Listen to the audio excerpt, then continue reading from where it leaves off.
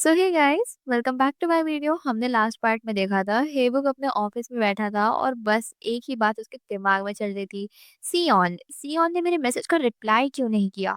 वो बार बार phone check कर रहा था, क्लियरली रेस्टलेस।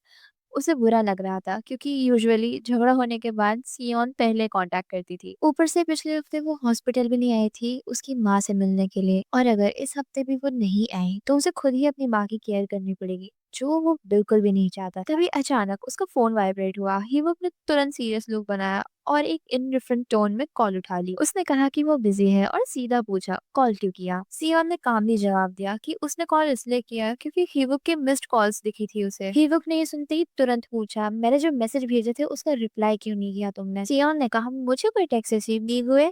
ये सुनते ही हीवक का दिमाग घूम गया। उसने अज्यूम किया कि किसी ने उसका फोन लिया और मैसेजेस सारे डिलीट कर दिए। वो उसके इजी पासवर्ड्स को लेकर मन ही मन में उसको ब्लेम करने लगा। फिर उसे एक और बात याद आई, अगर उसका फोन किसी के हाथ में लग गया तो ट्रांसप्लांट सर्जरी वाली बातें भी पढ़ी जा सकती हैं। इस वजह से उसे उसका फोन लेकर जल्दी से वो सारी कॉन्वर्जेशन डिलीट करनी थी। ये सोचकर वो और भी ज्यादा घबरा उसने तुरंत अपना टोन चेंज किया, अपने बिहेवियर को लेकर अपोलोजाइज किया और वीकेंड पर मिलने का प्लान सजेस्ट किया। इसके बाद बिल्कुल वैसे ही हुआ जैसे उसने सोचा था। सियोन तुरंत पिघल गई, उसने भी माफी मांगी। फिर ह्यूक ने अपना ट्रम्प कार्ड प्ले किया, वेडिंग प्लानर से मिलने और साथ में होटल लंच का ऑफर दे दिया।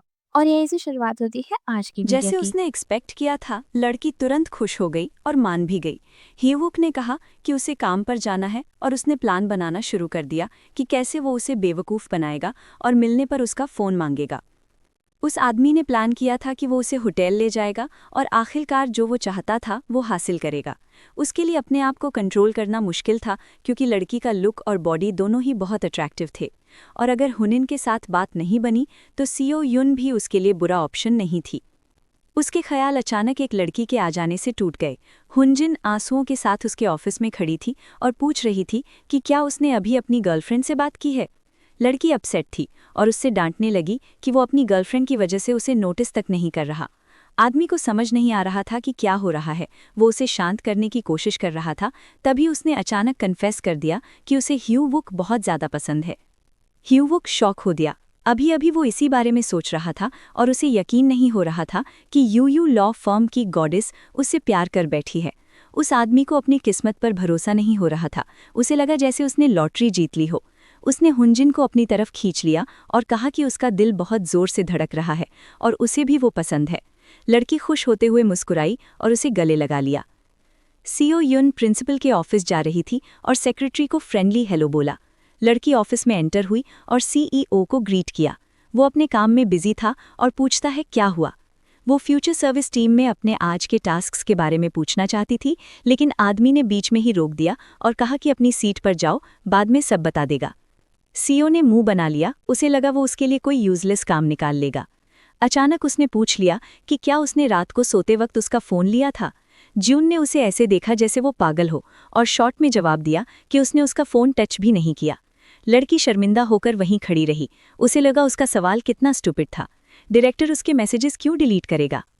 आदमी हल्की सी स्माइल के साथ सोचता है कि वो कितनी नाइव है। वो जितनी बार भी उससे कन्फ्रंट करने की कोशिश करे, कभी सक्सेसफुल नहीं होगी। अचानक लड़की ने कल उसके लिए जो कुछ भी उसने किया था उसके लिए थैंक्स कहा। बोली कि उसकी बातों ने उसका माइंड क्लियर कर दिया। जून को लगा वो थोड़ी अजीब है। उसने उसे रुलाया था और वो थैंक यू बोल रही थी। सीओ खुशी से बताती है कि उसकी वजह से उसका अपने बॉयफ्रेंड के साथ पैचअप हो गया है और इस वीकेंड वो डेट पर जा रहे हैं। लड़की पलटकर चली गई और तायुन बस मुंह खोलकर बैठा रह गया। आदमी गुस्से से भर गया। वो उसे गलत प्रूव करना चाहती थी। अगर उसने गेम खेलना डिसाइड किया है तो वो चैलेंज एक्सेप्ट करेगा।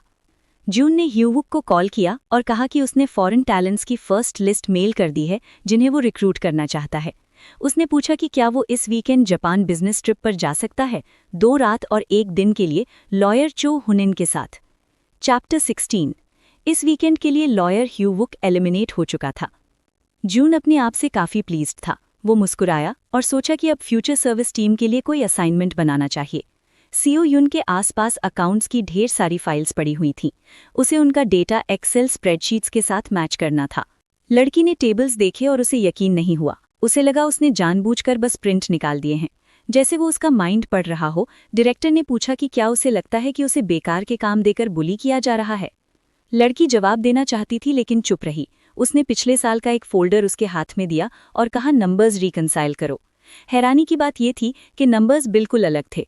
इसका मतलब ये था कि उसने बस प्रिंट नहीं निकाले थे। जून ने मासूम सी स्माइल के साथ कहा कि उसे डिफरेंसेस चेक करके आइडेंटिफाई करने हैं। सीओ शॉक से फ्रीज हो गई। उसके चारों तरफ ऐसी ही फाइल्स का पहाड़ पड़ा था। उसे बिल्कुल उम्मीद नहीं थी कि वो कभी ये काम कंप्लीट कर पाएगी। वो डिस्पेयर में रोना चाहती थी, लेकिन जॉब से निकाले जाने के डर से उसे सब हैंडल करना था। अचानक जून ने कहा कि आज के लिए सिर्फ असाइनमेंट देना ही काफ़ी है। उसने सजेस्ट किया कि वो दोनों डिनर पर चलें। सीओ सरप्राइज हो गई और उसने दोबारा भी पूछ लिया। वो लड़की अकेले उसके साथ नहीं रहना चाहती थी, लेकिन मना करना भी नहीं जानती थी। उसने कहा कि उसे यहीं रुककर काम करना चाहिए। जून ने इनोसेंट सा फेस बनाया और थोड़ा उदास होते हुए पूछा कि क्या उसके साथ खाना खाने में उसे अनकंफर्टेबल लगेगा। लड़की उसके बिहेवियर से शॉक हो गई। साफ था कि वो ओवर एक्टिंग कर रहा है। आदमी ने तो आंसू तक निकाल लिए और भारी सांस लेते हुए कहा कि वो रिसेंटली शिफ्ट हुआ है, उसे ज्यादा जगह का आइडिया नहीं है और उसके साथ खाने के लिए कोई नहीं है। सीओ ने सोचा उसे अकेले ही खाना चाहिए। वो गुस्से में थी, फिर भी मना नहीं कर पाई। कार में बैठकर वो खुद को ब्लेम कर रही थी कि उसने हाँ क्यों बोला। उसे डर था कि कहीं वो और क्या बोल दे जो उसे रुला दे। उसे लगा वो एक ठंडा और थोड़ा क्रेजी लोनली आदमी है। जून ने पूछा कि क्या सीओ को मीट पसंद है। लड़की के मुंह में पानी आ गया।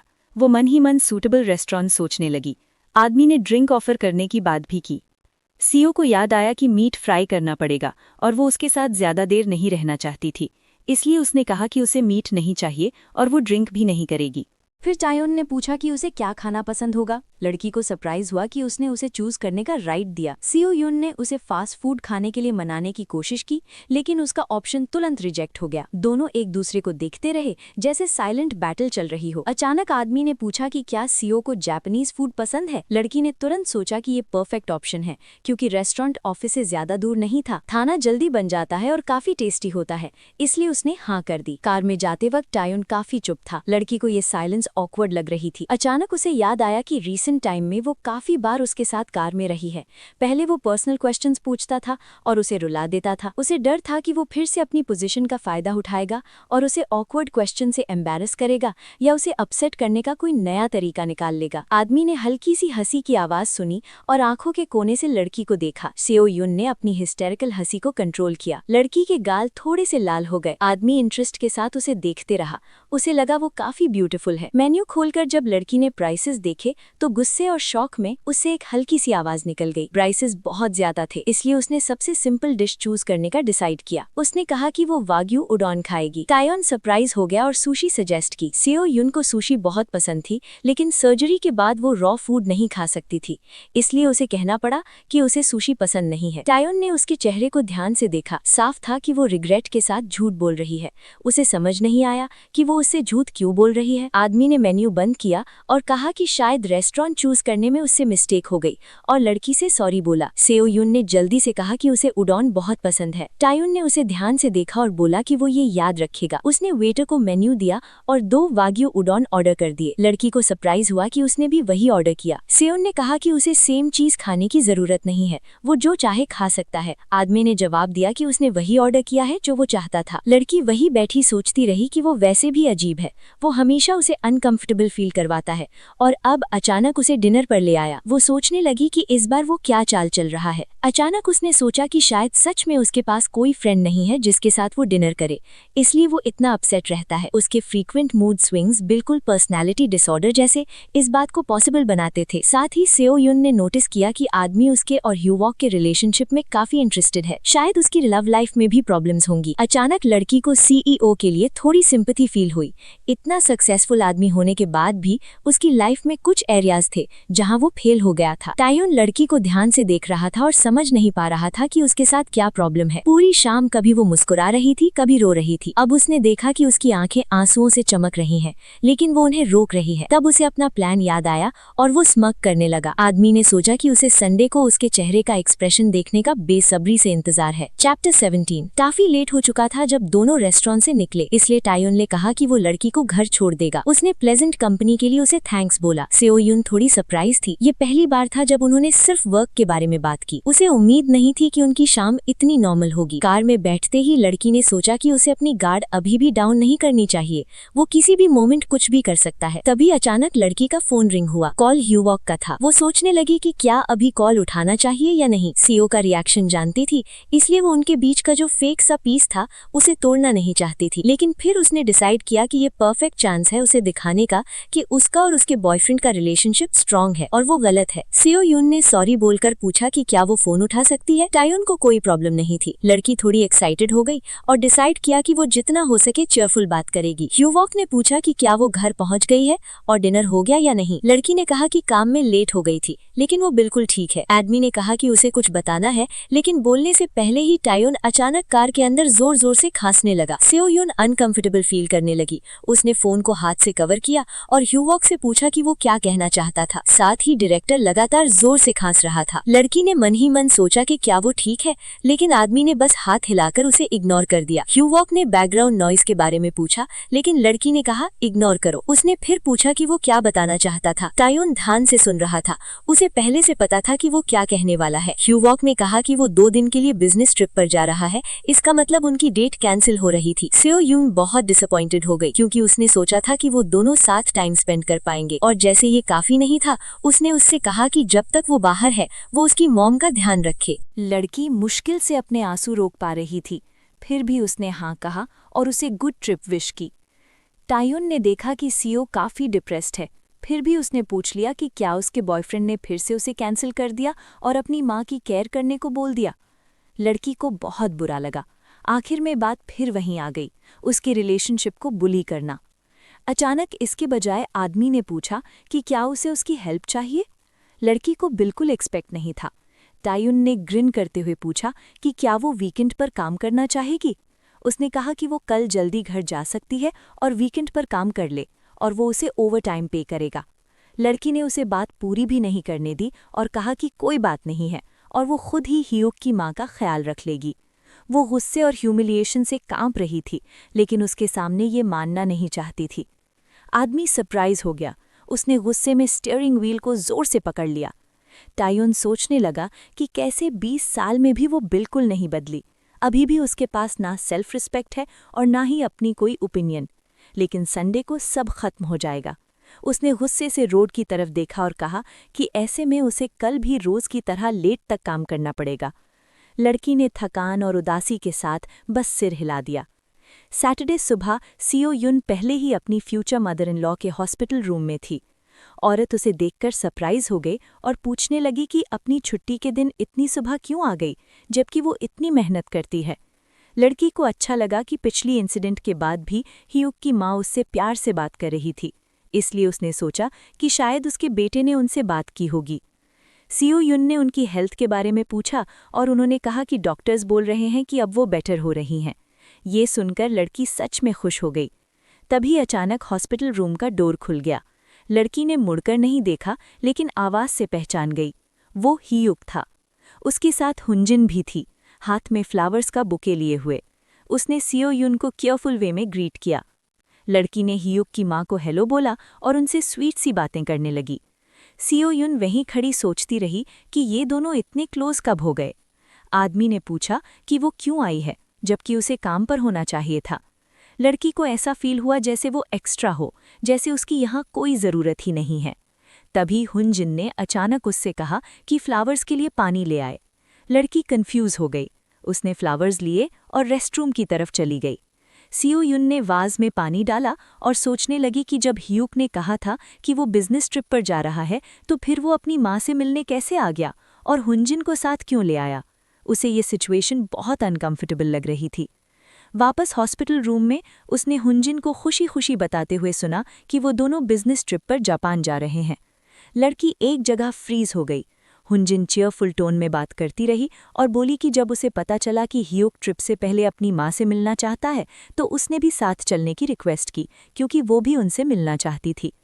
सीओ युन ने गुस्से से ह्यूक को घूरा। उसने इतनी इंपॉर्टेंट बात उसे कभी नहीं बताई थी, लेकिन फिर भी उसने डिसाइड किया कि वो कोई सीन क्रिएट नहीं करेगी। ह्यूक चुपचाप डरपोक सा खड़ा रहा। हुनजिन ने मजाक में पूछा कि क्या सीओ जेलस है कि उसका बॉयफ्रेंड 2 पूरे दिन एक और लड़की के साथ अकेला रहेगा। सीओ ने ऑकवर्ड होते हुए जवाब दिया कि उसे उसका ख्याल रखना चाहिए। अचानक हुनजिन तेज से खड़ी हो गई, चेयर से सीओ को धक्का लगा और खुद फ्लोर पर गिर गई। लड़की चीखने लगी, कराहने लगी और दिखाने लगी कि उसका हाथ कट गया है। तुरंत हियुक हुनजिन की मदद के लिए भागा और चिल्लाने लगा कि सीओ युन ये सब क्या कर रही है। उसने ये तक नोटिस नहीं किया कि सीओ के हाथ पर भी चोट लगी है और उससे फ्लावर्स का वाज भी गिर गया है। सीओ ने एक्सप्लेन करने की कोशिश की कि इसमें उसका कोई फॉल्ट नहीं है, लेकिन कोई उसकी बात सुनने को तैयार नहीं था। हुनजिन ने अचानक हियुक के हाथ पकड़ लिए और सॉरी बोलने लगी कि उसने बस एक बैड जोक किया था। उसने सिचुएशन को ऐसे दिखाया जैसे सीओ ने जानबूझकर उसे चोट पहुंचाई हो। लड़की शॉक में वहीं खड़ी रह गई और समझ नहीं पा रही क्या बोले। हुनजिन उसके पास आई और आंखों में ग्लोटिंग के साथ पूछने लगी कि क्या सीओ उससे ऑफेंड हो गई है। चैप्टर 18। सीओ अभी भी शॉक में थी और उसके पास कोई जवाब नहीं था। उसने ऐसा टर्न बिल्कुल एक्सपेक्ट नहीं किया था। जब हुनजिन बार बार सॉरी बोल रही थी और पूछ रही थी कि धक्का लगने के बाद क्या सीओ युन को अब बिटर फील हो रहा है, हियुक भी उनके पास आया ताकि बात को संभाला जा सके। लड़की ने उसकी तरफ और अपनी माँ की तरफ देखा, उनसे सपोर्ट की उम्मीद में, लेकिन उसे समझ आ गया कि दोनों ही उसे गिल्टी मान रहे हैं। तभी उसे तायुन के वर्ड्स याद आए कि उसके पास ना अपनी ओपिनियन है और ना ही खुद के लिए स्टैंड लेने की हिम्मत। उसकी आंखों में सख्ती आ गई और इस बार उसने डिसाइड कर लिया कि वो अपने लिए खुद खड़ी होगी। सीओ युन ने अचानक अपने हाथ छुड़ा लिए और कहा कि गलती उस लड़की की है, उसने जानबूझकर कुछ नहीं किया, बस तब टकरा गए थे जब हुनजिन खड़ी हो रही थी। उसने लड़की को डिफाइंट नज़रों से देखा और कहा कि उसे ना उसकी हेल्प चाहिए और ना ही उसकी सिंपैथी। हुनजिन का जेलसी और रिजेंटमेंट डिक्लेयर करना बहुत ज़्यादा प्रिजम्पचुअस लग रहा था। बाद में सीओ युन ने हियोक और हुनजिन को कार तक छोड़ा क्योंकि उन्हें एयरपोर्ट के लिए निकलना था। रीसेंट इंसिडेंट के बाद लड़की खुद को बहुत अनकंफर्टेबल फील कर रही थी। उसे डर था कि कहीं हुनजिन उससे गुस्सा न हो जाए, लेकिन लग रहा था कि सब कुछ रिजॉल्व हो चुका है। हेवुक ने सेयुन के पास आकर उससे कहा कि वो उसकी मॉम के साथ और कुछ घंटे बैठ जाए जब तक उसके डैड आ नहीं जाते। आदमी खुश था कि उसने हाँ कर दी और वो ऑलरेडी गुड बाय बोलने ही वाला था कि अचानक लड़की ने उसे रोक लिया। उसने अपनी मुट्ठी जोर से बंद की, थोड़ा करेज इकट्ठा किया। सेयुन ने उससे कहा कि वो हुनजिन को बता दे कि वो उसकी माँ के लिए लिवर डोनर बन चुकी है। हिवुक पैनिक हो गया। उसे डर लगा कि कार में बैठी हुनजिन कुछ सुन न ले, और उसने सेयुन से पूछा कि वो ऐसा क्यों कर रही है। लड़की ने जवाब दिया कि वो उसकी फ्रेंड बनना चाहती है और ये बात उससे शेयर करना चाहती है। सेयुन ने कहा कि जब वो इतनी क्लोज है कि उसकी माँ से मिलने आ रही है तो सच छुपाना फेयर नहीं होगा। आदमी गुस्से में आ गया, जोर से चिल्लाने लगा कि उसने जानबूझकर ये बात छेड़ी है ताकि उसका मूड बिजनेस ट्रिप से पहले खराब हो जाए। उसका चेहरा बदल गया और गुस्से में बोला कि सेओ बहुत पेटीज है और हमेशा ट्रांसप्लांट की बात याद दिलाती रहती है। उसने कहा अगर उसे पहले पता होता कि वो इतनी स्मग है तो वो कभी उसकी हेल्प एक्सेप्ट ही नहीं करता। फिर हिवुक ने गहरी सांस ली और अपनी बातों के लिए सॉरी कहने लगा, लेकिन सेउन बस चुपचाप उसके पास से निकल गई और बिना कुछ बोले चली गई। बाद में सेउन ऑफिस काम करने चली गई। वो एक और गैजेट ठीक करने की कोशिश कर रही थी। चीज़ों को खोलना और रिपेयर करना हमेशा से उसका पैशन रहा है। ये उसे काम करता था और उसके थॉट्स को क्लियर करने में मदद करता था। आज उसे अपने आप पर प्राउड फील हो रहा था कि उसने खुद के लिए स्टैंड लिया और फाइनली अपनी बात कह दी। तभी उसने डायरेक्टर को पास से जाते देखा और उसे आवाज़ दी। ट्यून सरप्राइज हो गया और रुक गया। उसने सोचा कि सैटरडे आफ्टरनून ऑफिस में कौन काम कर रहा होगा। आदमी ने पूछा कि वो काम पर क्यों आई है जब आज ऑफ है, क्या वो बोनस चाहती है। लड़की ने जवाब दिया कि वो बस काम करना चाहती थी। उसने देखा कि वो क्या कर रही है और बोला कि ये फ्यूचर सर्विस टीम के टास्क्स जैसे नहीं लगते और की इलेक्ट्रॉनिक्स बिना वजह वीकेंड पर काम करने अलाउ नहीं करता। सेउन ये नहीं कह सकती थी कि वो बस खुद को डिस्ट्रैक्ट करने आई है, इसलिए उसने कहा कि वो भी तो काम पर ही है। ट्यून ने जवाब दिया कि वो सीईओ है और दोनों की पोजीशन सेम नहीं है। उसने थोड़ा ध्यान से देखा और पूछा कि वो इतना पुराना फोल्डिंग फ़ोन क्यों ठीक कर रही है जब ऐसा फ़ोन यूज़ करना ही स्टूपिड है। सेउन ने अपना लोअर लिप काट ली और कहा कि कभी-कभी चीज़ों को रिपेयर करना उन्हें फेंकने से ज़्यादा इम्पॉर्टेंट होता है।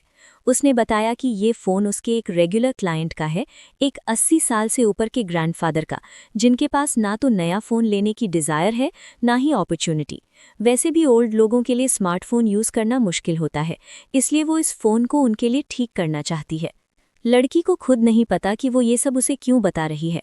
उसकी सरप्राइज़ के लिए ट्यून ने उसे कहा कि अच्छी तरह ट्राई करे, लेकिन ये भी बोला कि ज़्यादा ओवर एक्सर्ट ना करे ताकि वो बीमार न पड़े। सेउन को उसके अप्रूवल से बहुत खुशी हुई और ये बिल्कुल अनएक्सपेक्टेड था, लेकिन अचानक उसे चक्कर सा आया। ट्यून ओवरवर्क के डेंजर्स पर बात करता रहा जब तक उसे रियलाइज़ नहीं हुआ कि वो रिप्लाई ही नहीं कर रही है।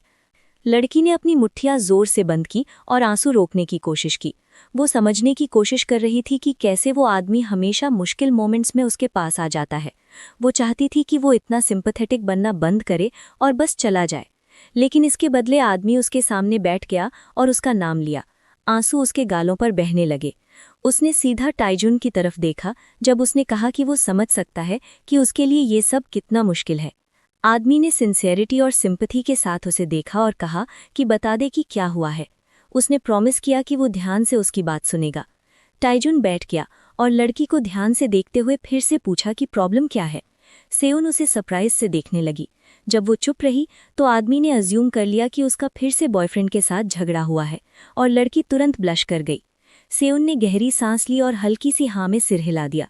उसे एम्बैरसमेंट हुई कि सीईओ फिर से सही निकला। आदमी अचानक चीयरफुल हो गया और ऑफर दिया कि वो उस बॉयफ्रेंड को डांट देगा। लड़की कुछ देर तक उसे देखती रही, फिर अचानक हंसने लगी, अपना मुंह हाथ से ढकने की कोशिश करते हुए। ट्यून को समझ ही नहीं आया कि उसने क्या फनी कह दिया। उसने पूछा कि वो क्यों हंस रही है और बोला कि ज़रूरत पड़ी तो वो उसे अच्छी डांट लगा सकता है। सियोन अब कंट्रोल नहीं कर पाई और जोर जोर से हंसने लगी। थोड़ी शांत होकर उसने सोचा कि सीईओ सही कह रहा था कि उसे अपनी बात कहने से डरना नहीं चाहिए। अगर कोई चीज़ उससे सैटिस्फाई नहीं करती तो प्रॉब्लम का रीज़न ढूंढकर उसे सॉल्व करना चाहिए। जैसे गैजेट्स के केस में होता है, उसने डिसाइड किया कि वो चीज़ों को ठीक करने की कोशिश करेगी जैसे वो हमेशा करती आई है। लड़की मुस्कुराई और उसके सपोर्ट के लिए थैंक यू बोला, कहते हुए कि सब ठीक है और उसने बस अपने बॉयफ्रेंड को गलत समझ लिया था। आदमी ने उसे सीरियस नज़रों से देखा और पूछा कि क्या वो फिर से ऐसा करेगी, क्या वो फिर से ब्लेम अपने ऊपर लेगी। उसने कहा कि जब तक उसका बॉयफ्रेंड उससे वो रिस्पेक्ट नहीं देता जो वो डिजर्व करती है, तब तक उसे कुछ भी नहीं करना चाहिए। पूरी डेस्परेशन में उसने उसका हाथ पकड़ लिया। ट्यून उम्मीद भरी नज़रों से उसे देख रहा था। लड़की हैरानी में उसकी आंखों में देख रही थी, इस सीन से काफ़ी एम्बैरेस्ड होकर। अचानक सेओयुन ने कहा कि उसे दर्द हो रहा है और उस आदमी से उसे छोड़ देने को कहा। ट्यून को तब रियलाइज़ हुआ कि उसने उसका हाथ पकड़ रखा है। वो बस उन दोनों के हाथों को देखता रह गया। लड़की ने अपना हाथ छुड़ाया, बड़बड़ाते हुए कहा कि वो फ़ोन बाद में ठीक कर लेगी और जल्दी से एग्जिट की तरफ भाग गई। वो इतनी जल्दी में थी कि उसने पीछे मुड़कर भी नहीं देखा, बस अपने आप से सोच रही थी कि ये सब अचानक क्या हो गया। ट्यून बिना कुछ कहे उसे देखता रहा। उसे पता था कि उसकी आंखें जल्द ही खुलेंगी। टोक्यो में शाम काफ़ी हो चुकी थी। शहर मिलियन लाइट्स से जगमगा रहा था। विहुक और हुंजिन अपनी बिजनेस मीटिंग खत्म कर चुके थे। लड़की क्लाइंट से फ्लुएंट जापानीज में बात कर रही थी, जबकि आदमी उसके पास खड़ा था और एक शब्द भी समझ नहीं पा रहा था। वो ये देखकर अमेज्ड था कि उसे इतनी लैंग्वेजेस आती हैं, वो स्मार्ट भी है और ब्यूटीफुल भी। बिल्कुल वही टाइप की लड़की थी जो उसे पसंद थी। अचानक उसे याद आया कि ट्रिप से पहले सेओयुन ने उससे कहा था कि हुंजिन को बताना कि वो उसकी मॉम की लिवर डोनर है। होटल जाते हुए रास्ते में वो सोचता रहा कि वो बिजनेस ट्रिप को लेकर इतनी सेंसिटिव क्यों थी। उसने सोचा कि वो उससे ब्रेकअप कैसे करे। होटल चेक इन के टाइम भी उसके दिमाग में यही चल रहा था कि अगर डोनेशन की बात बाहर आ गई तो क्या होगा। उसे डर था कि सेओयुन उसके फैमिली से पैसे मांग लेगी या लॉयर के पास चली जाएगी। रूम में एंटर करते हुए भी वो इसी सोच में डूबा रहा और उसने नोटिस ही नहीं किया कि हुंजिन उसके पीछे आ रही है। वो अपने ख्यालों में गुम था जब लड़की ने उसकी तरफ मुड़कर उसे अपनी तरफ खींच लिया। उसने कहा कि वो सेओयुन के बारे में ना सोचे। उसकी आंखों में देखकर पूछा कि जब वो उसके साथ है तो वो किसी और के बारे में कैसे सोच सकता है। हुंजिन ने आगे बढ़कर हिवुक को किस किया। आदमी ने महसूस किया कि उसने अपनी टंग उसके मुंह में डाल दी। हिवुक एक्साइटेड हो गया और अपने हाथ लड़की के बॉडी पर फिराने लगा। अचानक लड़की पीछे हट गई और उससे कहा कि किसके अलावा और कुछ एक्सपेक्ट ना करे। आदमी शॉक हो गया और पूछा क्यों? लड़की ने उसे घूर कर देखा और कहा कि पहले उसे सियोयुन से ब्रेकअप करना होगा, तभी वो आगे बढ़ेंगे। आदमी उसे देखता रहा और उसे डर महसूस हुआ। उसने एक्सपेक्ट नहीं किया था कि वो उसे चॉइस लेने पर मजबूर कर देगी। हुनजिन ने उसका कॉलर पकड़ा और मजाक में उसे डांटा। वो हंसी और बोली कि वो रिस्पॉन्सिबिलिटी से डर रहा है। हिवुक ने प्रोटेस्ट किया और मन ही मन सोचा कि लड़की काफी कनिंग है। लड़की ने उसे पकड़े रखा और रिपीट किया कि वो नहीं चाहती कि वो अब सियोयुन से मिले। उसने डिमांड की कि कोरिया लौटते ही वो सियोयुन से ब्रेकअप कर ले। आदमी उसकी असर्टिवनेस से सरप्राइज हो गया। उसने एक्सपेक्ट नहीं किया था कि वो इतनी जल्दी एक्शन लेगी। उसने पूछा कि क्या सब ठीक है और क्या उसे सियोयुन से ब्रेकअप में कोई प्रॉब्लम है। हिवुक विजिबली टेंस हो गया, जल्दी सोचने की कोशिश करता हुआ। उसे बताना चाहिए था कि सियोयुन उसकी मॉम की लिवर डोनर है, लेकिन वो नहीं बताना चाहता था। उसने बस इतना कहा कि उसकी मॉम को हुनजिन सियोयुन से ज्यादा पसंद है और वो खुश होगी कि अब वो दोनों साथ हैं। लड़की खुशी से चमक उठी। वो उसके और पास आ गई और बोली कि वो कपल लॉयर बनना चाहती है। उसने ऑफर किया कि वापस जाकर वो खुद उसकी मॉम को ये न्यूज़ बता देगी। उसे पूरा भरोसा था कि वो ये सुनकर खुश होंगी। आदमी अपने आप से काफी प्लीज था। उसने सोचा कि उसकी मॉम कितनी खुश होगी ये जानकर कि उसने इतनी डैशिंग लड़की को इम्प्रेस कर लिया है। मंडे सुबह सियोयुन हॉस्पिटल गई हिवुक की मॉम से मिलने। चलते हुए वो सोच रही थी कि पूरे वीकेंड उस आदमी ने ना कॉल किया ना मैसेज, शायद वो बिजी होगा। लड़की ने डिसाइड किया कि अपने झगड़ा होने के बाद भी वो अपने प्रॉमिस निभाएगी और उसकी मॉम का ख्याल रखेगी। रूम में एंटर करते ही उसने हेलो बोला। अंदर हिवुक की सिस्टर अपने बेटे के साथ थी और बोली कि मॉम अभी सो रही हैं। अनएक्सपेक्टेडली यंग वुमन ने अपने लास्ट मीटिंग के बिहेवियर के लिए सियोयुन से सॉरी बोला। लड़की शॉक में सुन हो गई। उसे बिल्कुल एक्सपेक्ट नहीं था कि वो अपोलोजाइज करेगी। उसकी फ्यूचर सिस्टर इन लॉ ने अपने बेटे से कहा कि अपनी फ्यूचर आंट को हेलो बोले। सियोयुन इतनी फ्रेंडलीनेस देखकर काफी सरप्राइज हो गई और हेलो बोला। बच्चे ने हेलो कहा और बताया कि उसका नाम यंगू है।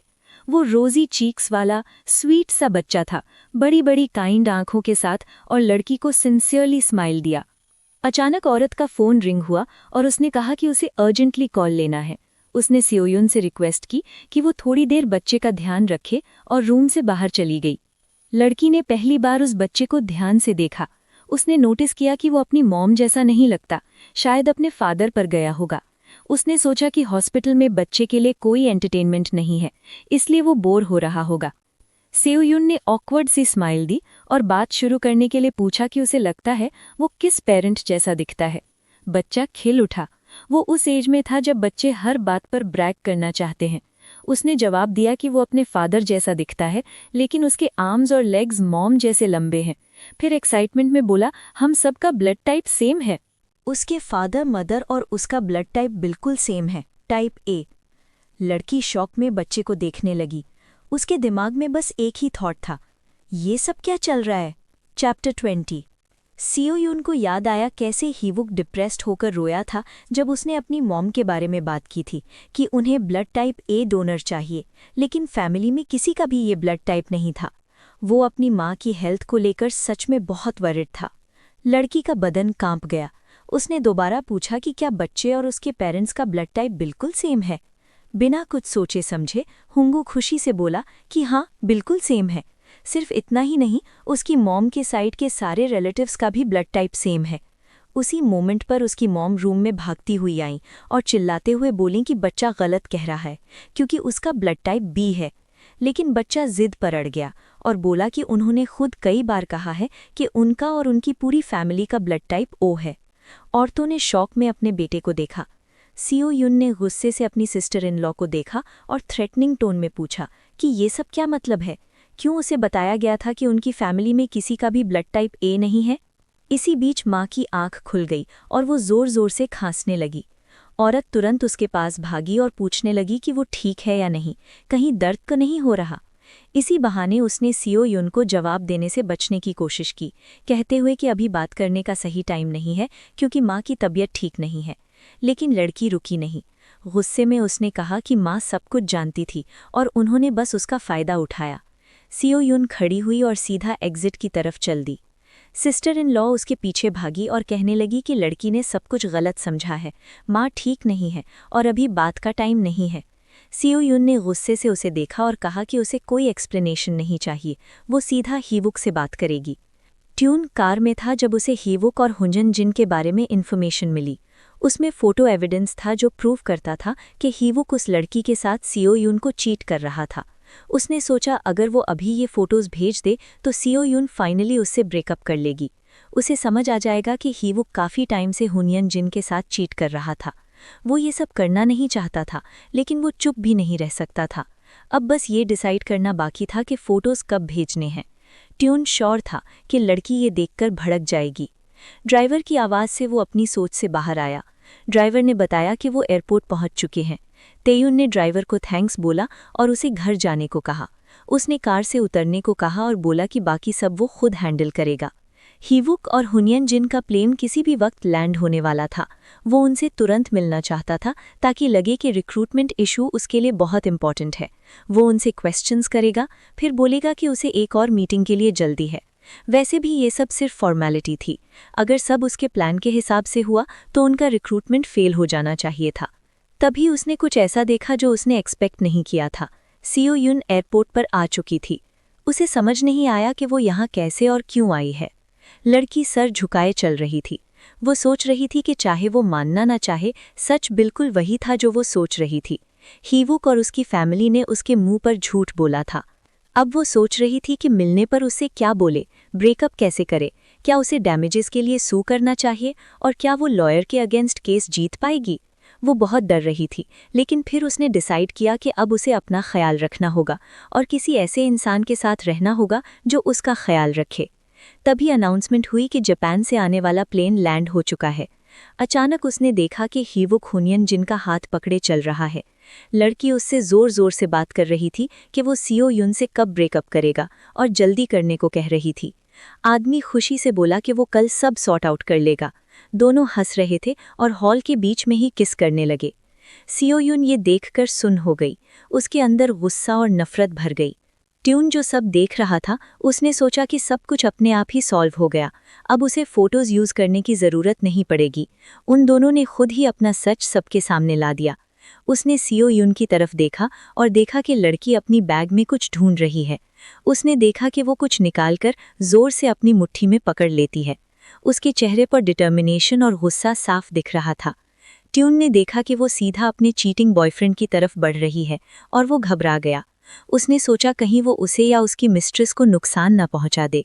लड़की कॉन्फिडेंट तरीके से उनके पीछे चल रही थी और लगभग उन तक पहुंच ही गई थी। आदमी ने सोचा चाहे वो लड़का कितना ही बड़ा इडियट क्यों ना हो, सीओ यून को ये सब नहीं करना चाहिए। उसने उसका हाथ पकड़ लिया, जोर से उसका नाम लिया और उसे रोकने को कहा, साथ ही बोला कि कोई इल्लीगल काम न करे। सीओ यून हैरानी से पीछे मुड़ी। उसे बिल्कुल एक्सपेक्ट नहीं था कि यहाँ सीईओ होगा। जब ट्यून सांस संभाल रहा था, लड़की ने गुस्से में पूछा कि वो एयरपोर्ट पर क्या कर रहा है और उसने उसे क्यों रोका। वो उस पर बहुत गुस्से में थी और काफ़ी हॉस्टाइल लग रही थी। आदमी ने सोचा कि वो एक रियल किलर जैसे एक्सप्रेशन के साथ खड़ी है। लड़की ने खुद को छुड़ाने की कोशिश की और चिल्लाते हुए कहा कि उसे छोड़ दो। उस आदमी ने उससे काम रहने और क्वाइट होने को कहा, अपने मन में सोचते हुए कि हाइवुक और हुनिन अभी ज्यादा दूर नहीं गए होंगे। सीओ यून लगातार छटपटा रही थी और चिल्ला रही थी। ट्यून ने उससे कहा कि शांत हो जाओ और जो तुम्हारे हाथ में है वो मुझे दे दो। लड़की को समझ नहीं आया कि वो उस पर क्यों चिल्ला रहा है और उसने कहा कि वो कुछ भी नहीं देने वाली। आदमी ने उसका हाथ पकड़ लिया और चिल्लाकर कहा कि ये डेंजरस हो सकता है। उसने उसे वार्न किया कि गार्ड्स आ सकते हैं और उसे पकड़ सकते हैं। अचानक वो रुक गया और उसके हाथ को घूरने लगा। लड़की पूरे टाइम अपनी मुट्ठी में एक हैंडकचीफ पकड़े हुए थी। दोनों एक दूसरे को देखते रह गए। उसे समझ नहीं आ रहा था कि वो उस पर क्यों चढ़ रहा है और वो सोच रहा था कि वो खुद कितना स्टूपिड लग रहा होगा। कुछ देर तक दोनों ऑकवर्ड साइलेंस में बैठे रहे। ट्यून को बहुत ऑकवर्ड फील हो रहा था और उसने पूछा कि वो हैंडकचिफ लेकर उस कपल के पीछे क्यों भागी थी। लड़की नाक से सक रही थी, गालों पर आंसू बह रहे थे और उसने बस इतना कहा कि हाइवुक उसका था।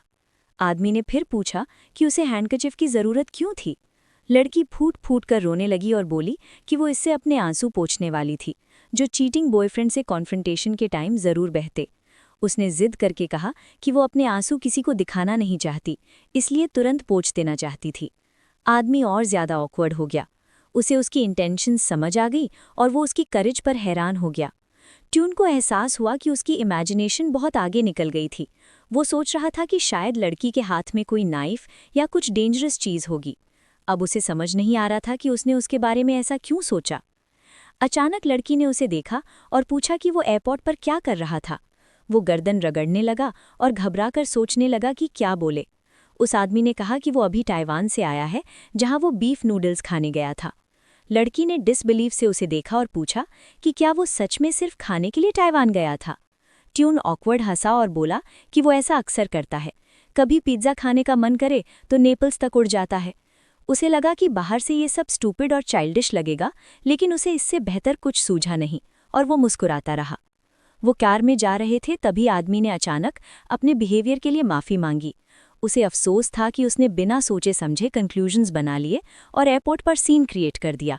सीओ यून ने कहा कि कोई बात नहीं और वो फिर से ऑकवर्ड साइलेंस में ड्राइव करने लगे। अचानक लड़की ने नोटिस किया कि सीईओ के पास कोई लगेज नहीं था, जबकि उसने कहा था कि वो ताइवान गया था। आदमी ने जवाब दिया कि वो बस खाने के लिए गया था। उसने उसे टायर्ड नज़रों से देखा। लड़की समझ गई कि वो उससे झूठ बोल रहा है, लेकिन उसने सोचा कि ये उसकी प्रॉब्लम नहीं है, इसलिए वो खिड़की के बाहर सीनरी देखने लगी। सीओ यून सोचने लगी कि वो कितनी बड़ी फूल थी। हाईवुक के साथ उसका रिश्ता बहुत सडन और इम्पल्सिव था। वो अभी अभी मिले थे और तुरंत एंगेज हो गए, फैमिली से भी मिल लिया। उसकी काइंडनेस और कर्टसी बिल्कुल फ्री नहीं थी। वो उसे खोने से डर रही थी क्योंकि उसे अकेले रहने से डर लगता था, जबकि वो जानती थी कि उसका इस्तेमाल हो रहा है। उसके थॉट्स देजुन की आवाज़ से टूटे।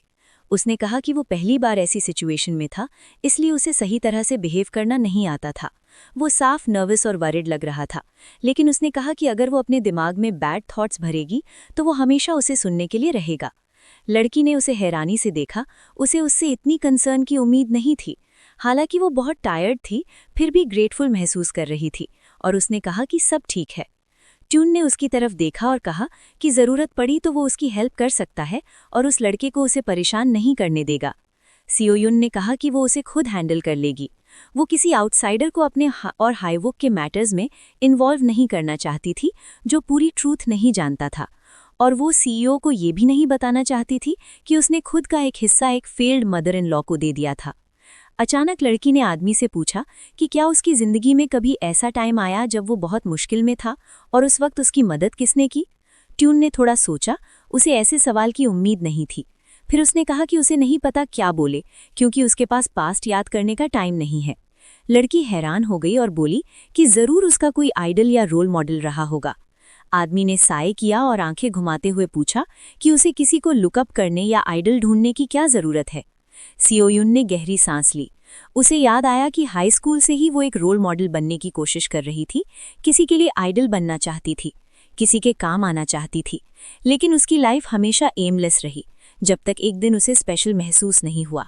एक दिन उसे लगा कि वो किसी के लिए आइडल बन सकती है। वो वही इंसान था जो उसके पास आया और उसका फ़ोन नंबर मांगा। वो खुलकर मुस्कुराया और बहुत फ्रेंडली था। उसने कहा कि वो उसे बहुत टाइम से देख रहा था और उसे बहुत पसंद करता है। लड़की को याद आया कि वो ब्लश कर रही थी और एम्बैरेस थी, लेकिन उसे ये भी याद था कि वो पहला इंसान था जिसने उसे स्पेशल फील कराया। उससे पहले किसी ने उसके साथ ऐसा बिहेव नहीं किया था। वो उससे पहले कभी किसी से प्यार में नहीं पड़ी थी। हीवुक पहला इंसान था जिसने उससे कहा कि वो उससे प्यार करता है और वो खूबसूरत है। वो उसे दिलो जान से चाहती थी और उसके साथ रहकर खुश थी। लड़की उसे एडमायर करना रोक ही नहीं पा रही थी। वो उसे इसी तरह से सोचती थी। साउंड ने उसे घर तक छोड़ने के लिए ट्यून का थैंक्स किया। बाद में उसने खिड़की से बाहर देखा जब कार दूर जाती जा रही थी और उसने सोचा कि इंसान सिर्फ वही समझ सकता है जो उसने खुद झेला हो, इसलिए कोई भी उसे कभी पूरी तरह समझ नहीं पाएगा। अगली शाम सेक्रेटरी साउंड मून ने डायरेक्टर को बताया कि साउंड ने आज छुट्टी ली है। आदमी ने उससे कहा कि फ्यूचर टीम प्रोजेक्ट में किसी तरह की प्रॉब्लम ना आने दे। महिला ने थोड़ा विरोध किया क्योंकि वो लड़की को उसके डे ऑफ पर कॉल करके डिस्टर्ब नहीं करना चाहती थी, लेकिन ट्यून ने उसे बीच में रोक दिया और कहा कि साउंड को कॉल करके पूछो कि उसकी हेल्थ ठीक है या नहीं। उसे कल की उनकी कॉन्वर्सेशन याद आ गई और ये भी कि लड़की ने उससे उसके डिफ़िकल्ट टाइम्स के बारे में पूछा था। उसने कहा था कि वो उसे समझ नहीं पाएगा, लेकिन ये सच नहीं था क्योंकि उसके भी मुश्किल समय रहे थे। 20 साल पहले जब उसके पेरेंट्स की डेथ हो गई थी, वो दुनिया में बिल्कुल अकेला रह गया था और तभी वो उससे मिला था। छोटी हान सयून तब कुछ भी नहीं जानती थी, ना ही कुछ समझती थी।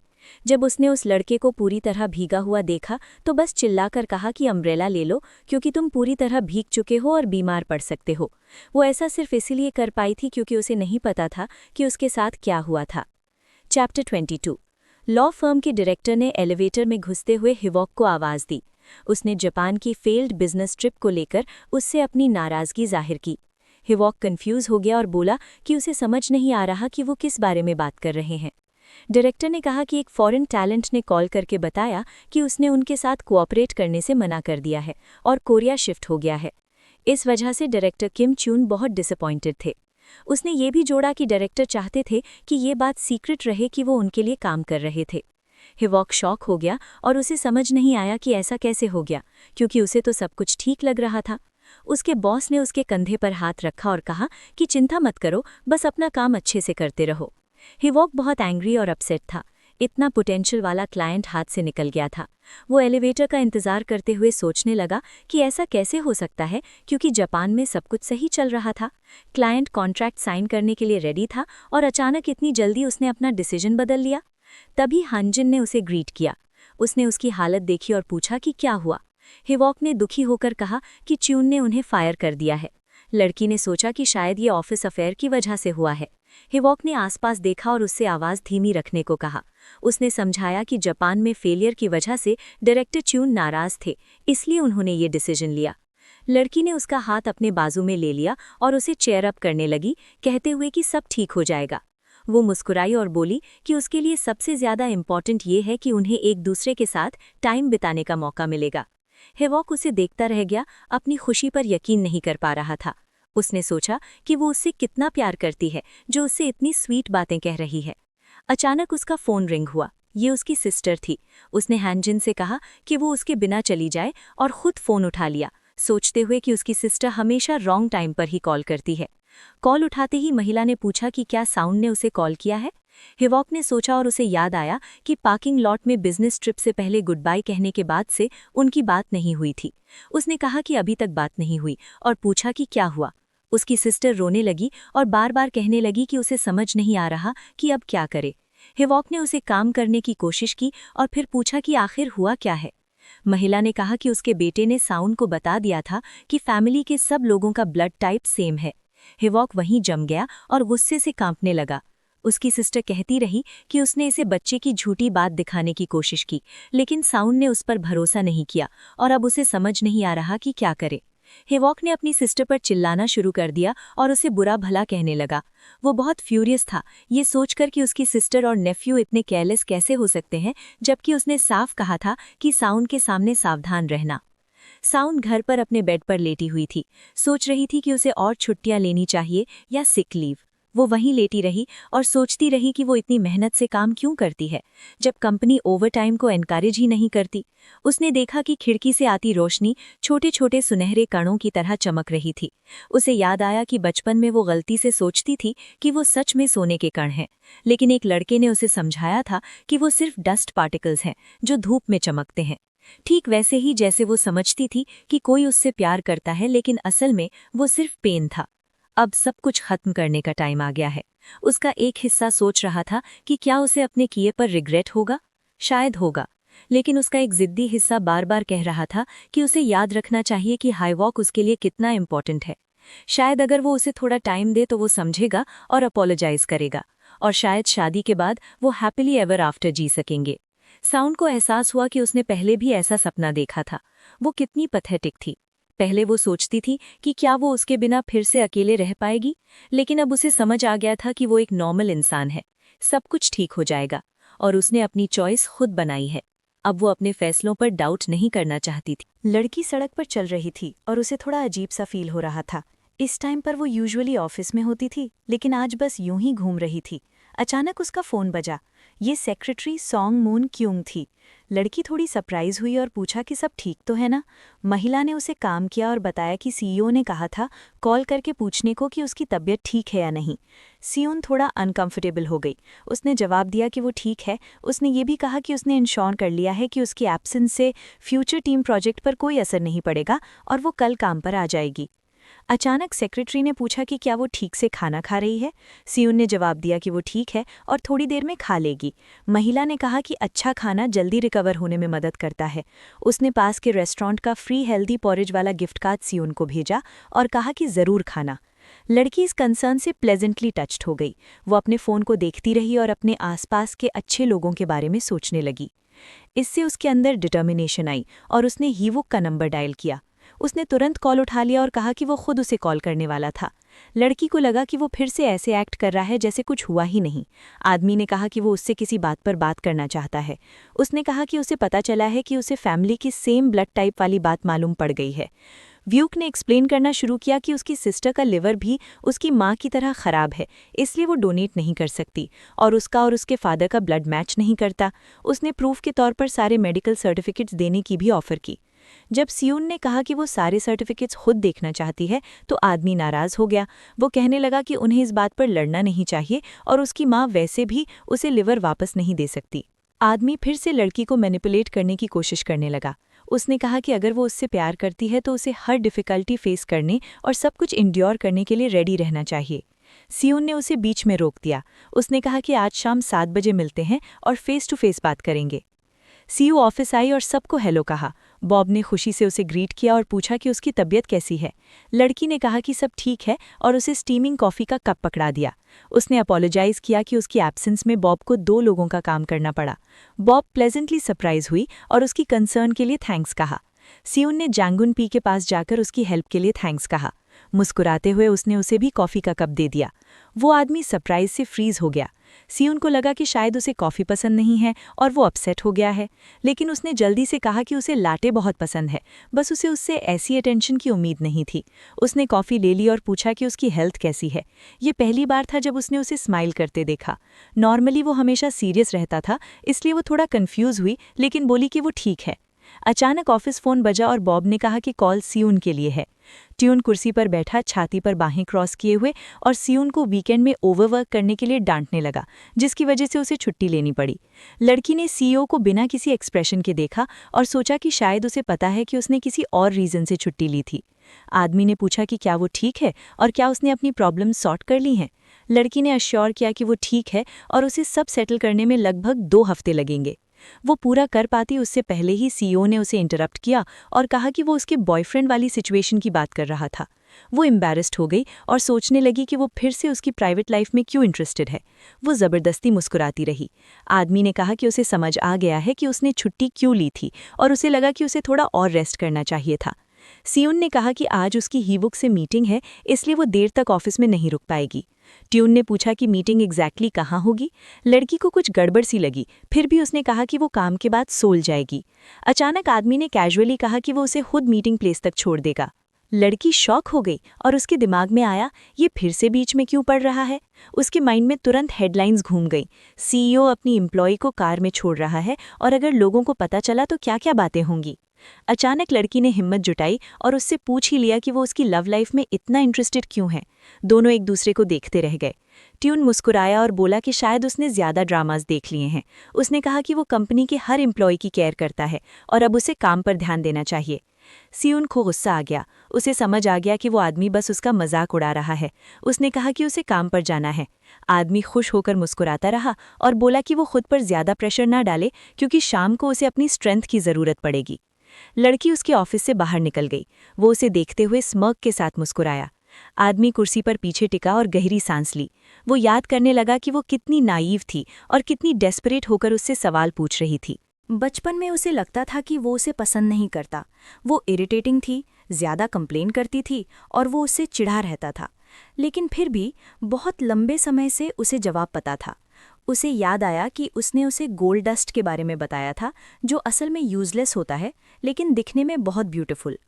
और अब उन्हें देखते हुए उसे समझ आ गया कि उसे वो पसंद है और उसे उसके सवाल का जवाब साफ साफ पता था। शाम को जैसा प्रॉमिस किया था, आदमी सीईओ को मीटिंग प्लेस तक ड्राइव करके ले गया। कार में ऑकवर्ड साइलेंस थी। लड़की ने सोचा कि पूरी सिचुएशन सच में किसी ड्रामा की सीन जैसी लग रही है, जहां शायद वो मेन फीमेल कैरेक्टर है। ऐसे लामाज में हीरोइन सारी मुश्किलों से गुजरने के बाद एंड में हैप्पी एंडिंग पाती है, तो शायद ये इतना बुरा भी नहीं है। सीओ यून हल्के से मुस्कुराई और सोचा कि शायद डायरेक्टर को ड्रामास पसंद है और ये real life personal drama observe करने का चांस है, वरना वो बार बार उसे ड्रॉप क्यों करता। जब वो जगह पर पहुंचे, तायून ने पूछा कि क्या वो उसके साथ अंदर चले। उसने थैंक्स कहा और बोली कि वो खुद हैंडल कर लेगी। आदमी ने कहा कि अगर किसी भी तरह की हेल्प चाहिए तो उसे कॉल करना। सीओ ने फिर से थैंक्स कहा और कार से उतर गई। लड़की कॉन्फिडेंट गेट के साथ चली और सोचा कि अब फाइनली टाइम आ गया है खुद को ठीक करने का, जैसे वो गैजेट्स ठीक करती है। होटल लॉबी में एंटर करते ही वो ब्राइट स्माइल के साथ हुईवुक को ग्रीट करती है। उसे देखकर आदमी कंफ्यूज हो गया। उसकी नर्वसनेस साफ दिख रही थी। सीओ यून उसे देखती रही और सोचा कि वो स्क्विड जैसा लग रहा है। वो सोचने लगी कि पहले उसे उसका चेहरा इतना अजीब क्यों नहीं लगा। अचानक उसकी नज़र उसके हाथ में पकड़े नए सेलफोन के बॉक्स पर गई और उसने सोचा ये किस लिए है। हुईवुक ने कहा कि उसने ये उसके लिए खरीदा है। सीओ यून ने थैंक्स कहा, गिफ्ट लिया और पूछा कि बात करने के लिए कहाँ चलें। लड़की मुड़ ही रही थी कि आदमी हकलाते हुए बोला और उससे उसका ओल्ड फ़ोन मांगा। हुईवुक ने कहा कि वो सारा डेटा ट्रांसफ़र कर देगा क्योंकि वो इसमें अच्छी नहीं है। लड़की ने उसे नाराज़ नज़रों से देखा और कहा कि गैजेट्स ही उसकी स्पेशलिटी है और वही उसका काम है। इस पर आदमी थोड़ा बेवकूफ़ सा लगने लगा और हकलाते हुए अपोलोजाइज़ करने लगा। फिर उसने तुरंत डॉक्यूमेंट्स निकाले और बताने लगा कि वो ये इसलिए लाया है ताकि वो यकीन कर सके कि वो अपनी सिस्टर की हेल्थ को लेकर झूठ नहीं बोल रहा। सीओ यून ने अपने हाथ जोड़ लिए और कहा कि वो असल में उससे किसी और बात पर बात करना चाहती है। लड़की ने कहा कि अगर उसने उससे कहा होता तो वो किसी भी हालत में उसकी माँ को अपने लिवर का हिस्सा दे देती। आदमी ने उसकी बात ही नहीं सुनी और तुरंत बोलने लगा कि शायद वो थकी हुई है। उसने ऑफर किया कि वो उसके साथ रूम में चलें, अच्छा डिनर करें और साथ में अच्छा टाइम बिताएं। उसके लिए अनएक्सपेक्टेड था जब लड़की हंसने लगी। वो उसे हैरानी से देखने लगा। लड़की लगातार हंसती रही और उसे गुस्सा आने लगा। उसने पूछा कि क्या बात है। सीओ यून मुस्कुराते हुए उसे देखने लगी। उसे लगा कि वो कितना पैथेटिक लग रहा है और उसने ये पहले क्यों नहीं नोटिस किया। लड़की ने कहा कि वो उसे भूल सकता है और युनजिन के साथ हैप्पी रहने की विश की। हुईवुक साफ साफ नर्वस था और बोला कि उसे समझ नहीं आ रहा वो क्या कह रही है। वो कहने लगा कि उसके लिए उसके अलावा कोई और है ही नहीं। तब लड़की ने कहा कि उसने एयरपोर्ट पर सब देखा और सुना था। सीओ यून सीरियस हो गई। उसे बिल्कुल पसंद नहीं आया कि वो उसे बेवकूफ़ समझ रहा है। उसने कहा कि वो उसका इंतज़ार नहीं करेगी कि वो उसे छोड़े, इसलिए उसने खुद ही उसे डंप कर दिया। लड़की ने फ़ोन वाला बॉक्स अपनी तरफ से दूर धकेल दिया और कहा कि वो उसका गिफ्ट एक्सेप्ट नहीं करेगी। आदमी उसे शॉक और कन्फ्यूजन में चुपचाप देखता रह गया। इसी बीच सीओ यून उठी, उसे वेलविश किया और जाने लगी। हुईवुक ने आखिर हिम्मत जुटाई और पूछा कि क्या वो सच में ब्रेकअप करना चाहती है। क्या वो हुनजिन को सर्जरी के बारे में नहीं बताएगी। सियोन ने उसे तिरस्कार से देखा और सोचा कि इस सिचुएशन में भी उसे सिर्फ अपनी ही पड़ी है। वो कंधे के ऊपर से जवाब फेंककर बोली कि वो कुछ नहीं बताएगी और उसका उससे कोई लेना देना नहीं है। आदमी चापलूसी भरे लहजे में बोला कि अच्छा हुआ उन्होंने बात क्लियर कर ली और अगर वो ऐसा चाहती है तो उसे ब्रेकअप से कोई प्रॉब्लम नहीं है। हुईवुक ने थैंक्स कहा और बोला कि उसे उसके जैसी लड़की फिर कभी नहीं मिलेगी। लड़की ने ऊपर देखा, गहरी सांस ली और सोचा कि आखिरकार सब खत्म हो गया। फिर वो मुड़ी, हल्की स्मग दी और बोली कि वो भी उम्मीद करती है कि उसे उसके जैसा इंसान फिर कभी न मिले। जाते जाते उसने कहा कि वो उसका नंबर डिलीट कर दे और उसे फिर कभी परेशान न करे। चलते हुए वो सोचती रही कि उसने उसके और उसके फैमिली के लिए कितना कुछ किया था और उम्मीद की कि एक दिन वो लोग बेहतर इंसान बने। सीओ यून ने सांस छोड़ी और सोचा कि काश हुईवुक एक दिन ऐसा इंसान बने जो अपने आसपास के लोगों की वैल्यू समझे। अचानक उसने होटल एम्प्लॉय को किसी से बहस करते सुना और फिर डायरेक्टर की आवाज़ पहचान ली, जो कुछ एक्सप्लेन करने की कोशिश कर रहा था। उसने तायून को बुलाया और वो तुरंत उसकी तरफ मुड़ा। सीओ ने पूछा कि वो गया क्यों नहीं, जबकि उसने कहा था कि उसका सियोल में भी काम है। आदमी शरारती बच्चे जैसा लग रहा था और बोला कि वो बस चाय पीना चाहता था, लेकिन उसके पूरे एक्सप्रेशन से साफ था कि वो बस ये देखना चाहता था कि सीओ की मीटिंग कैसे खत्म होती है, बिल्कुल ऐसे जैसे वो रियल लाइफ में कोई ड्रामा देख रहा हो। लड़की ने हल्की सी घमंड भरी सांस छोड़ी और पूछा कि वो इतनी बकवास क्यों कर रहा है। अचानक उसका पैर मुड़ गया और उसे लगा कि उसका बैलेंस बिगड़ रहा है। सीधे पेवमेंट पर गिरने का ख्याल उसके दिमाग में चमक गया, लेकिन उसके डर के उलट उसका चेहरा ताइजुन की बड़ी और स्ट्रॉन्ग चेस्ट से जा लगा। आदमी ने उसे पकड़ लिया और उसके शोल्डर्स थाम लिए। सेयून शर्मा गई और इतनी नज़दीकी से खड़े होने पर बहुत एम्बैरेस्ड महसूस करने लगी। आदमी ने ध्यान से उसे देखा और पूछा कि क्या वो ठीक है। वो दोनों वैसे ही खड़े रहे और उसने पूछा कि वो कैसा महसूस कर रही है और मीटिंग कैसी गई। सीयून हिली नहीं और उसकी बाहों में ही खड़ी रही, नज़रें झुकी हुई और उदास। सीईओ ने उसे छोटे बच्चे की तरह पीठ थपथपाई और कहा कि उसे पूरा यकीन है कि उसने अच्छा किया। अचानक लड़की को आदमी से एक प्लेजेंट सी खुशबू आने लगी। वो सोचने लगी कि ये शैम्पू की खुशबू है या परफ्यूम की। फिर अचानक उसने खुद को उससे अलग किया, ये सोचते हुए कि उसके दिमाग में कैसी अजीब थॉट्स आ रही हैं। सीयून शर्मा गई, हल्का सा खांसी और उस आदमी को सपोर्ट के लिए थैंक यू कहा। उसने कहा कि उसे जाना होगा और ताइजुन ने ऑफर किया कि वो उसे घर छोड़ देगा। उसने जवाब दिया कि उसकी एक और अपॉइंटमेंट है, इसलिए वो उसके साथ नहीं जा सकती। तभी आदमी एक क्यूट से पप्पी जैसा बन गया और बोला कि वो इतने टाइम से सिर्फ उसे राइड देने के लिए ही वेट कर रहा था। लड़की उस लुक को रेजिस्ट नहीं कर पाई। कुछ ही देर में वो कार में ड्राइव कर रहे थे, तभी सीयून ने अचानक पूछा कि क्या वो कल काम से जल्दी जा सकती है। ताइजुन ने खुश होकर कहा कि अगर उसे ज़रूरत है तो कोई प्रॉब्लम नहीं है। उसने पूछा कि वो क्या प्लान कर रही है। जैसे ही उसने ब्लाइंड डेट का नाम सुना, उसने अचानक ब्रेक लगा दी। आदमी ने पूछा कि क्या उसे इतनी जल्दी है। सीयून ने बताया कि उसकी फ्रेंड ने कहा था कि एक्स बॉयफ्रेंड से मूव ऑन करने के लिए उसे डेट पर जाना चाहिए। ताइजुन ने इरिटेट होकर स्टीयरिंग व्हील कसकर पकड़ लिया, जबकि लड़की बताती रही कि उसने कल उस गाय से मिलने का प्लान बना लिया है, इसलिए वो जाने से पहले सारा काम फिनिश करना चाहती है। अचानक आदमी उसे डांटने लगा कि ब्रेकअप के तुरंत बाद उसे इतनी जल्दी नहीं करनी चाहिए। उसने कहा कि एक फेल्ड रिलेशनशिप को तुरंत नई रिलेशनशिप शुरू करके भुलाया नहीं जा सकता। लड़की को गुस्सा आया कि वो उसे पास्ट में फंसा कर रखना चाहता है। ताइजुन उसकी नाइविटी पर हैरान हुआ और चिल्लाया, क्या इसे सच में लगता है कि लव इतना ईजी होता है? दोनों एक दूसरे को घूरने लगे, एक साइलेंट स्ट्रगल के साथ। सीयून उसे समझाती रही कि हर चीज़ सही टाइम पर करनी चाहिए और अगर उसे डेट पर जाने का चांस मिल रहा है तो वो ज़रूर जाएगी। तभी ताइजुन पूरी तरह बॉस मोड में आ गया और बोला कि काम भी टाइम पर होना चाहिए। क्योंकि उसने हाल ही में एक दिन की छुट्टी ली थी, इसलिए कल जल्दी जाने का तो सवाल ही नहीं। लड़की ने होंठ फुलाए और कहा कि फिर वो लंच टाइम में डेट करेगी। आदमी हिस्टेरिकल हो गया और पूछा कि वो वर्किंग आवर्स में डेट के आइडिया से इतनी ऑब्सेस्ड क्यों है। फिर उसने गहरी सांस ली और कामली कहा कि ब्लाइंड डेट पर जाना उसका हक है, लेकिन उसे आदमी की कन्वीनियंस के हिसाब से खुद को एडजस्ट नहीं करना चाहिए। अगर वो आदमी उसके लिए कन्वीनियंट टाइम नहीं निकाल सकता तो उसे ऐसे आदमी के साथ डेट पर जाना ही नहीं चाहिए। वो दोनों सही एड्रेस पर पहुंचे और ताइजुन ने उसे गुड इवनिंग विश की। तभी लड़की ने स्मग सी स्माइल के साथ उसका ध्यान अपनी तरफ खींचा। उसने फ़ोन स्क्रीन दिखाया जिसमें एक गाय का मैसेज था जो इस वीकेंड मिलने के लिए अग्री कर रहा था।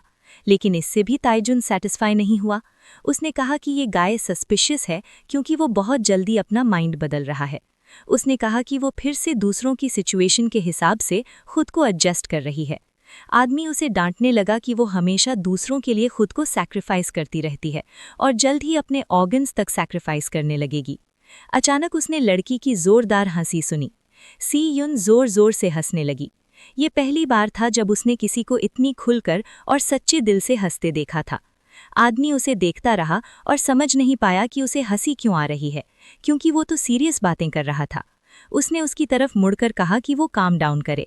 लड़की हकलाते हुए बोली कि हंसते हंसते उसके पेट में दर्द हो गया है। सीयून ने आंखों के कोने से आंसू पोंछे, उसके चीक्स लाल थे और उसने उसे इतना बिल से हंसाने के लिए थैंक यू कहा। उसने प्रॉमिस किया कि वो उसकी एडवाइस माने भी और एक नई जिंदगी शुरू करेगी। लड़की ने उसके लिए जो कुछ भी वो कर रहा था उसके लिए उसे थैंक्स कहा। ताइजुन उसे बस देखता रह गया, समझ नहीं पा रहा था कि क्या बोले। सीयून बहुत अच्छे मूड में कार से उतरी, उसका चेहरा खुशी से चमक रहा था और उसने उसे राइड देने के लिए एक बार फिर थैंक यू कहा। उसने उसे गुड इवनिंग विश की और वो आदमी कार में बैठा बैठा कंफ्यूज रह गया। ताइजुन शर्मा गया और एम्बैरेस्ड महसूस करने लगा। उसने सोचा कि वो कितनी प्रिटी और स्वीट है और समझ नहीं पाया कि उसे अचानक क्या हो गया है। अभी अभी उनके बीच आखिर हुआ क्या था। चैप्टर 25। ही वुक अपने ऑफिस में बैठा सी यून का सोशल मीडिया चेक कर रहा था। उसने काफी टाइम से कुछ भी पोस्ट नहीं किया था। उसे याद आया कि कैसे वो उसका पीछा कर रहा था, ये सोचकर कि उसका फोन मिल जाए ताकि वो डेटा इरेज कर सके। सब कुछ उसके फेवर में परफेक्टली हो गया था। हीनजिन उसे सी यून से ब्रेकअप करने के लिए पुश कर रही थी, तो ये सब उसके लिए फायदे का ही था। लेकिन जब वो लड़की तक पहुंचा तो वहीं फ्रीज हो गया। ही वुक ने देखा कि सीईओ ताइजुन सी यून को शोल्डर्स से पकड़े हुए था। वो अपनी आंखों पर यकीन नहीं कर पा रहा था और सोच रहा था कि ये कमीना यहाँ आखिर कर क्या रहा है। अब वो आदमी फोन को कसकर पकड़े बैठा था और सोच रहा था कि उस टाइम उसने उनसे लड़ाई क्यों नहीं की, सिर्फ इसलिए क्योंकि सीईओ एक पोटेंशियल क्लाइंट था। लेकिन उसने साफ साफ उन्हें एक दूसरे को हक करते हुए देखा था। उसे समझ नहीं आ रहा था कि तेजुन जैसा आदमी सीईओ जैसी सिंपल लड़की पर अटेंशन क्यों देगा।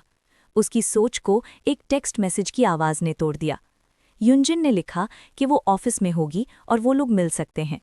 हियुक खुद से हल्का सा गुनगुनाया और सोचा कि शायद तेजुन की उस होटल में कोई बिजनेस मीटिंग रही होगी और ब्रेकअप के बाद फ्रस्ट्रेशन में बाहर निकलते वक्त सियोन उससे टकरा गई होगी। उसने नॉक किया और ह्यूनजिन के ऑफिस में एंटर किया। लड़की अपने काम में बिजी थी, इसलिए उसने तुरंत नोटिस नहीं किया कि वो आ गया है। बिना नज़र उठाए उसने पूछा कि वो क्यों आया है। आदमी कॉन्स्पिरेटोरियल तरीके से उसके पास गया और खुशी खुशी बताया कि उसका सीईओ युन से ब्रेकअप हो गया है। खुद से बहुत सैटिस्फाइड होकर उसने अनाउंस किया कि उसने होटल रूम बुक कर लिया है ताकि वो दोनों साथ में अच्छा टाइम बिता सकें। हालांकि ह्यूनजिन मुस्कुरा रही थी, लेकिन वो इंटिमिडेटिंग लग रही थी। लड़की ने उसे डांटा कि वो अभी अभी एक लड़की से ब्रेकअप करके आया है और ऑलरेडी दूसरी लड़की को होटल बुला रहा है, वो भी तब जब वीक अभी शुरू ही हुआ है और दोनों के पास बहुत काम है। हियुक को लगा जैसे कोई पपी हो जिसे शरारत करने पर डांटा जा रहा हो। लड़की ने उसे साफ साफ कहा कि उसने सिर्फ उसके साथ सोने के लिए सीईओ से ब्रेकअप किया है। उसने डॉक्यूमेंट्स को टेबल पर जोर से पटका और कहा कि उन्हें एक बात क्लियर करनी होगी। उसने कहा कि जब तक उनकी शादी नहीं हो जाती, उनके बीच कुछ भी इंटीमेट नहीं होगा। फिर और भी सख्त टोन में पूछा कि क्या उसने उसे प्रपोज करने के बारे में सोचा भी है या नहीं। फिर ह्यानजिन ने मीठी सी स्माइल दी और कहा कि सब कुछ सही तरीके से होना चाहिए। सियून अपने वर्कप्लेस पर बैठी थी। बॉब की एक्साइटेड आवाज़ ने उसका ध्यान भटका दिया। वो उसे फिर से लंच पर न जाने के लिए डांट रही थी। उसने पूछा कि सियून फिर से लंच टाइम में काम क्यों कर रही है। लड़की ने कहा कि इस बार वो बस ऑनलाइन नए कपड़े देख रही है क्योंकि वो ब्लाइंड डेट पर जाने वाली है। बॉब ने हैरानी से पूछा कि उसके पास ब्रेकअप करने का टाइम कब मिला। जब उसे पता चला कि सीईओ युन का ब्रेकअप कल ही हुआ है, तो उसने पूछा कि क्या ब्लाइंड डेट पर जाना थोड़ी जल्दी नहीं है। लड़की ने सोचा और बॉब से पूछा कि क्या सच में ये वियर्ड है। बॉब थोड़ी हेजिटेट हुई और फिर बोली कि उसे वही करना चाहिए जिसमें वो कंफर्टेबल महसूस करे। सियून मुस्कुराई और उसे आउटफिट चूज करने में हेल्प करने को कहा। बॉब ने सोचा कि सियून भले ही फ्रैजाइल दिखती हो, लेकिन असल में वो बहुत स्ट्रांग इंसान है। उस रात बाद में तेजुन ने सियून को अपने ऑफिस बुलाया और पूछा कि क्या वो इस वीकेंड बिजी है। लड़की ने कॉन्फिडेंटली कहा कि हाँ, क्योंकि वो ब्लाइंड डेट पर जा रही है। अचानक सीईओ ने कामली कहा कि उसे अफसोस है, लेकिन उसे इस वीकेंड काम पर आना पड़ेगा, इसलिए उसे सारे प्लान्स कैंसिल करने होंगे। सीईओ उसे ब्लैंक एक्सप्रेशन से देखने लगी। तेजुन ने कहा कि भले ही उसे सॉरी है, लेकिन मंडे से पहले सारा काम खत्म होना बहुत ज़रूरी है क्योंकि उन्हें बहुत जल्दी है। लड़की उसके चेहरे से समझ गई कि उसे ज़रा भी अफसोस नहीं है। सीईओ युन ने गुस्से से उसकी तरफ देखा और सोचा कि वो उसकी प्राइवेट लाइफ में बहुत ज़्यादा इंटरफेयर कर रहा है और जो वो कर रहा है वो बिल्कुल लेजिटिमेट नहीं है। अचानक उसके दिमाग में एक अजीब सा ख्याल आया। उसने सोचा कि क्या उसे उसके लिए कुछ फीलिंग्स हैं। अगर ऐसा हो तो उसका बिहेवियर लॉजिकली समझ में आ सकता है। फिर उसने खुद ही सोचा कि ऐसा होना अनलाइकली है, क्योंकि अगर वो उसे पसंद करता तो ऐसे ट्रीट नहीं करता। वो बच्चे नहीं हैं। उसने सारी हिम्मत जुटाई और सीधे पूछ लिया कि क्या वो उससे नफरत करता है। उसने आदमी की तरफ देखा और ईमानदारी से माना कि अगर जवाब हाँ हुआ तो उसे दर्द होगा। दोनों एक दूसरे को देखने लगे। सीईओ युन उसके जवाब का इंतजार कर रही थी, जबकि तेजुन अजीब तरह से चुप था। फिर आदमी ने साइलेंस तोड़ा और कहा कि वो उसे एक मेहनती, डिलिजेंट एम्प्लॉय के रूप में देखता है, एक बहुत इंटेलिजेंट इंसान के तौर पर, और उम्मीद करता है कि वो उसे डिसअपॉइंट नहीं करेगी। उसने कहा कि वो उससे बिल्कुल नफरत नहीं करता। तेजुन अपनी चेयर से उठा और याद दिलाया कि काम मंडे तक सबमिट होना बहुत ज़रूरी है। उसने कहा कि उसे जाना है और उसे गुड इवनिंग विश की। लड़की ने अपने आंसू रोक लिए और सोचा कि हर बार की तरह वो फिर गलत थी। भला कोई फीलिंग्स कैसे हो सकती हैं? उस जैसे आदमी की नज़र उस पर कभी नहीं पड़ सकती। अपने ऑफिस वापस आकर लड़की ने ठान लिया कि वो वीकेंड से पहले सारा काम खत्म करेगी और फिर उसके पास डेट पर जाने का टाइम होगा। वो जोश से काम में लग गई और खुद से सोचा कि वो ह्यूइक और तेजुन को दिखा देगी कि वो क्या कर सकती है। उसने खुद को संभालने का फैसला किया। उसने आंसू पोंछे और तय किया कि वो सबको प्रूव करेगी कि वो ठीक रहेगी। सेक्रेटरी सॉन्ग मून लिफ्ट में ताई चंग के साथ थी और उसे सोच समझकर देख रही थी। औरत ने गहरी सांस ली। साफ था कि वो उससे किसी बात पर बात करना चाहती है, लेकिन आदमी लगातार उसे इग्नोर कर रहा था। आखिरकार खुद को रोक न पाते हुए उसने पूछ ही लिया कि क्या वो उससे एक सवाल पूछ सकती है। तो दोस्तों ये रहा आज की वीडियो का एंड। अगर आपको वीडियो पसंद आई हो तो कमेंट सेक्शन में नेक्स्ट पार्ट लिखना मत भूलना। और हाँ, चैनल को सब्सक्राइब कर दो, बेल आइकन प्रेस कर दो और लाइक भी कर देना। Thanks for watching. मिलते हैं नेक्स्ट वीडियो में।